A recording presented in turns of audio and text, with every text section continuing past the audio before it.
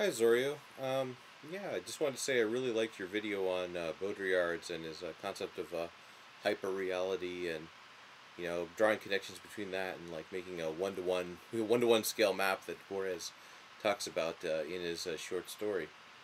Um, yeah, I just got a quick question for you actually. Is this something that's like he's speaking out against? Is he like saying this is a bad thing? Because in a certain sense, it seems like it's almost inescapable. Just like the condition, for any linguistic agent, really. So I mean, think about it this way, right? Suppose I go into the forest and there's a rock there, right? And I sit down on the rock and I call the rock a chair. I haven't really done anything to the rock. I haven't changed the rock in any way, but in a certain sense, I've turned the rock into an artifact, right?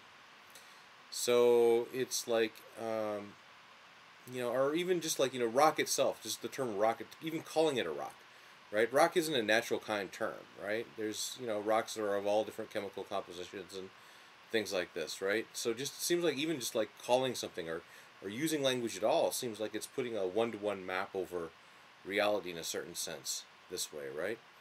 So it really, the idea of like really living in reality itself, or getting rid of all this kind of stuff seems to be kind of a futile quest in a certain sense. So I'm just wondering if this is what Baudrillard is really talking about here, or what's going on, or if you can just help me out of my confusion a little bit.